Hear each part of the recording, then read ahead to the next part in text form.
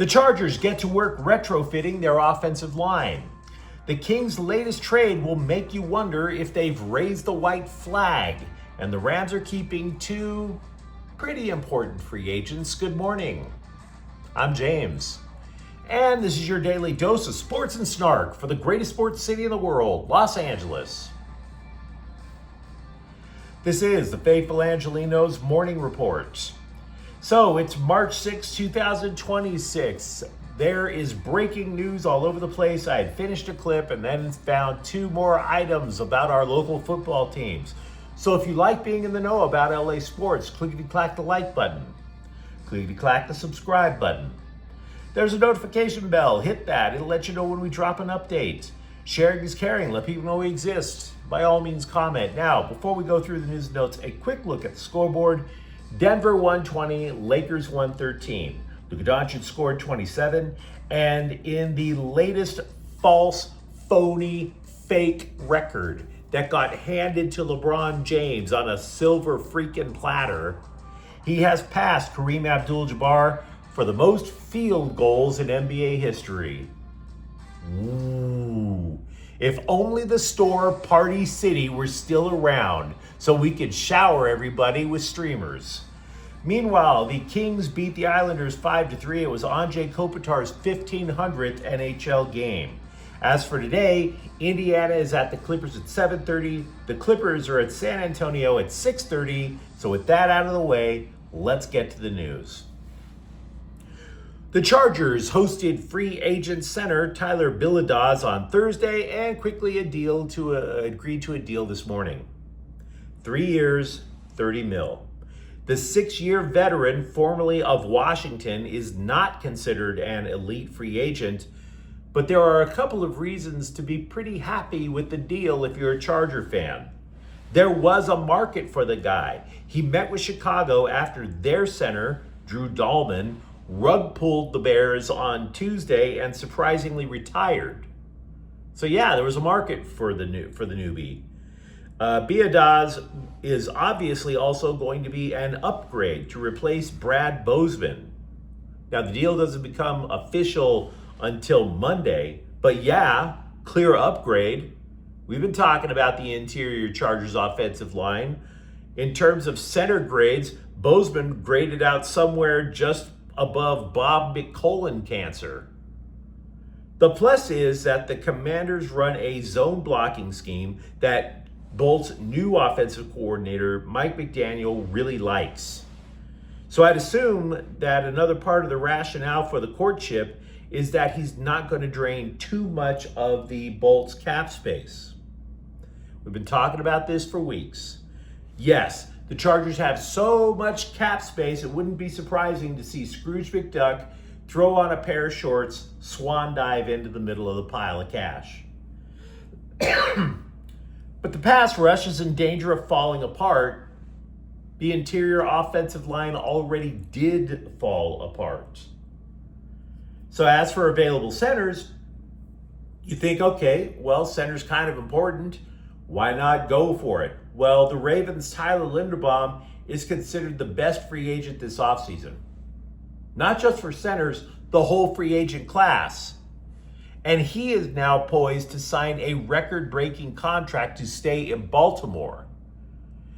It's been a long time since I've seen somebody so hyped to stay in Baltimore. I don't even think Edgar Allan Poe wanted to stay in Baltimore that much. As for Biadasz's potential salary, well, I mean, it is a raise for him. He was supposed to make $8 million from the Commanders next year. So yeah, you're looking at Linderbaum as a fan and you're thinking you want the best possible guy out there calling blocking schemes to his teammates. But the Chargers also will have to replace one starting center, possibly both. You want to be somewhat responsible with your cash. So if you're a Charger fan, let me know what you think. Meanwhile, with the Kings, Warren Fogle, we hardly knew ye, because ye disappeared faster than David Copperfield's Las Vegas residency. After asking for a trade, the dude was sent to Ottawa for a second-round pick in this summer's draft. The deal also included a swap of conditional third-round picks. Now, this deal helps the Kings out quite a bit, even if they don't make another deal in advance of today's trade deadline. And by the way, the deadline's at noon. The pick could be useful to add something to an otherwise barren prospect pool. Remember, the Kings, it was only a couple of years ago where the Kings thought they were just loaded to the gill with prospects, and they basically piddled every last one of them away. They now have 3 second-rounders this summer. It also adds about $3.5 million in cap space. But if you are a Kings fan, you have to wonder, does this mean that they're surrendering the season? They're currently out of a playoff spot, or we're hearing analysts talking about more trades. Is it going to be a fire sale? Or are they going to take these new assets, plus the cap space that they already have, and try to build up the roster to try and slide into the playoffs? You could see it going either way. Fogle was a consistent 20-goal scorer. They signed him from Edmonton with this false hope of adding offense to their team while subtracting offense from their longtime playoff nemesis. How'd it go? Dude scored 24 goals in year one. Fogle has only 7 goals this year. 7. Pierre-Luc Dubois is like, bruh, what's with the lack of effort? In other words, both the player and the Sens are praying that a change of scenery will lead to immediate dividends. 20-goal Fogle makes the deal very palatable for Ottawa. 7-goal Fogle makes you wonder, what the hell were they thinking? If there is a downside for this move to the Kings, it's not about the move per se. You have to quietly ask yourself, why do so many of our players want to leave in the last calendar year? Vladislav Gavrikov left as a free agent. Didn't even so much as return a phone call to the Kings front office. Jordan Spence asked for a trade. Philip Deneau, he didn't publicly ask for a trade. He was clearly unhappy. He's gonzo. And yeah, I am aware that the analysts are suggesting that the Kings are not done. This is not terribly surprising. We talked about it earlier. Fire sale or quick rebuild. And by the way, the Kings are wafer thin at forward. It's not even a tasty wafer like a Ritz. It's more like a Necco wafer. Feels like you're eating chalk.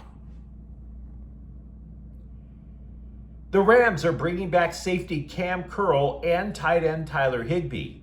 Curl is going to get the bigger deal. 3 years, $36 million. Now, we've been trashing the Rams defensive backfield for a while now, with good reason. Oh, with very good reason. But the belief was, if anybody was worth bringing back, this was the guy. Curl was second on the Rams with 122 tackles. He picked off Caleb Williams twice in the playoffs. Curl also did communicate coverages very effectively, and the Rams found that very useful. You see, in order to make up for the fact that the defensive backfield unit was the weak link, defensive coordinator Chris Shula mixed coverages a lot. And the Rams play a lot of dime coverage, which meant Curl had to communicate a lot of last-moment information to a lot of people on the field. They have 3 spots now covered in that backfield. Curl, fellow safety Quentin Lake, and newly acquired cornerback Trent McDuffie. Now, as for Higbee, the deal is for 2 years, about $8 million. It's not that Higbee playing for the Rams is the surprise. He spent his entire 10-year career with them. The surprising thing is that he's playing at all. Yes, he's going to get playing time because the Rams, as you noticed last year, started to utilize a lot of 3 tight end formations. But he was considering retirement. And yeah, it was very understandable why he was considering retirement. He's been increasingly injury prone. He missed 7 games this year with a right ankle injury. He missed 14 games in 2024 because he was recovering from his right knee imploding after an arguably dirty tackle up in Detroit. Matthew Stafford loves the guy. He's happy as hell Higbee's back. Higbee is one of my favorite teammates, he was saying. Well, yeah, because all quarterbacks love tight ends. It's your escape hatch when you face the blitz. Quarterbacks love tight ends the same way that Florida's senior citizens lust after junior college dropouts. Over at Camelback Ranch, you may recall the Dodgers scooped up Jack Sawinski, who once hit 26 homers for Pittsburgh. Well, the left-handed hitting outfielder is on his way to the Midwest Manure Pit at AAA Oklahoma City. My condolences. The move does create an opening on the 40-man roster, and I'm going to assume that spot is going to go to Santiago Espinal, who appears to have a spot locked up. The Dodgers were the ESPN spring training game yesterday. Dude hit 2 home runs, but it's not just for that game. He's been fire all spring. Dave Roberts said that the guy, who was an all-star when he played for Toronto, fits in, quote, seamlessly. It'd be hard to imagine him not being on the team, unquote. Dude has been fire. 10 for 16, 4 extra base hits. Now, having said all that, for all the fury that he's raised, for all the Sturm and Drang, the fire and a brimstone that he be a burnin', he's probably got a spot at the hinterland on the bench.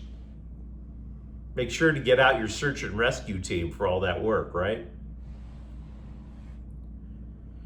Roki Sasaki has struggled this spring. I don't deny that. He's been tinkering with mechanics to add a third pitch. But the Dodgers would like to at least get him to 4 innings. The problem that Sasaki has been facing is that, hey, you're wasting all the pitches in the first and second. We need to see you stretch it out. So they are going to have him pitch in a so-called B game, the lesser game of a split squad schedule. Theoretically, you're facing the opponent's second-tier players instead of their starting lineup. Maybe that way you don't have to get all tense and start missing the plate. You know you can tinker a little without getting damaged. Yannick Conan Niederhauser is out for the rest of the year for the Clippers with a Liz Frank injury. Now, this is a story that immediately brings up 2 questions. What the hell is a Liz Frank injury, and who the hell is Yannick Conan Niederhauser? I can answer the first pretty quickly. The Liz Frank is roughly the border where your foot ends and your ankle begins. Okay? As for answering the second question, I forgot it already. So let's move on. LAFC have 3 new minority owners, one of which you guys may have heard of, Carlos Vela. Basically, here's what happened. LAFC has about 3,000 different owners. You would think that when this franchise first came out, that they put together a GoFundMe and all the Richie McRichensteins, they threw their money in to get themselves a piece of the LAFC, right? This included the guy who owns Fanatics. This has included the guy who owns the Brooklyn Nets. Well, they decided to divest. 3 people decided to swoop in. One of them's Vela. Rich people doing rich people things, guys. Whatevs. But you let me know what you think in the comments thread. Talk to me about how you think the Chargers offseason now is starting to shake out, and if you're feeling a little more optimistic. And for that matter, are the Kings raising the white flag, or is this going to be a last-second gasp at a playoff run? And if you enjoyed the update, don't forget to subscribe to Faithful Angelenos. We're talking LA sports every single day. Thank you for watching. I'm James. We'll be back tomorrow. Faithful Angelenos is a Keon Cortel Queso production. Take care.